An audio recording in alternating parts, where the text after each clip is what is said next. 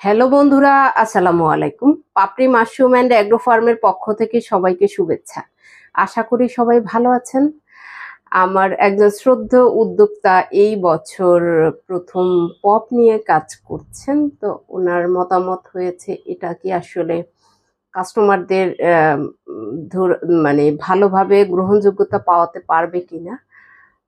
তো একটু ভয় পাচ্ছেন তার উদ্দেশ্যে, এবং যারা এই ধরনের সংশয় কাজ করে থাকে তাদের উদ্দেশ্যে মূলত বলা। দেখেন, আপনার সিজন অনুযায়ী আপনাকে ভোক্তাকে পরিচিত করাতে হবে, আপনার এটা দায়িত্ব। ভোক্তা বুঝবে না, ভোক্তা জানবে না, এটাই যেমন স্বাভাবিক। ভোক্তাকে পরিচিতি করানো আপনারই দায়িত্ব।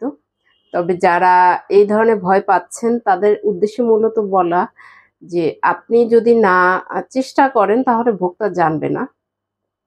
আর এক একটা জাতের এক একটা বৈশিষ্ট্য থাকে। সবগুলোই ওয়েস্টার্ন মাশরুম, কিন্তু সিজন অনুযায়ী জাত ভিন্ন থাকে। যেটা এখন পপ অনেকেই আছেন চিটাগংয়ে খুব ভালোভাবে গ্রহণ করেছেন, তার ভোক্তারাও বেশ পছন্দ। কালারটা খুব সুন্দর দেখতে। পপ জাতের কালারটা হয়ে থাকে হালকা গোলাপি কালার, কোনোটা একটু ডার্ক গোলাপি কালার, আবার কোনোটা বড় হয়ে কিছুটা সাদাটে হয়ে যায়। তো আপনিও চিটাগংয়ের কিন্তু আমার অন্যান্য উদ্যোক্তারা বেশ ভালোভাবে গ্রহণযোগ্যতা অর্জন করতে পেরেছে ভোক্তাদের। আশা করি আপনিও পারবেন। আপনি খুব নার্ভাস হয়ে গিয়েছেন যে এটা একটু শক্ত টাইপের। হ্যাঁ, এটা ডাটাটা কিছুটা শক্ত টাইপের হয়ে থাকে। সাদা জাতগুলো যেমন ডাটাটা একটু সফট হয়ে থাকে, কিন্তু এটা ডাটাটা হালকা শক্ত থাকে। তো এই বৈশিষ্ট্যটা আপনাকেই জানিয়ে দিতে হবে। আপনার কাছে হয়তো নার্ভাস লাগছে, ভোক্তার কাছেও নার্ভাস লাগতে পারে, বুঝানোর দায়িত্বটা আপনার। কারণ শুধুমাত্র সাদা জাতের উপরে পড়ে থাকলে আপনি তো 12 মাসের চাষ করতে পারবেন, কিন্তু সেটা লং গ্যাপ পড়ে যাবে, ধারাবাহিকভাবে আপনি চাষ করতে পারবেন না।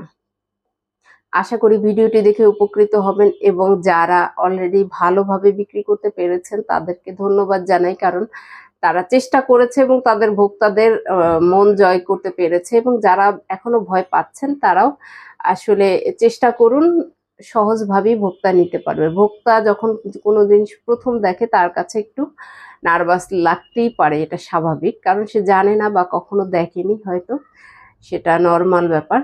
তাকে বুঝানো জানানো দায়িত্ব আপনার। আশা করি ভিডিওটি দেখে উপকৃত হবেন। ভালো থাকুন, সুস্থ থাকুন, এবং নিজ ঘরে ঘরে মাশরুম চাষ করে নিজের পুষ্টি চাহিদা মিটিয়ে তুলুন। ভালো থাকুন। আল্লাহ হাফেজ।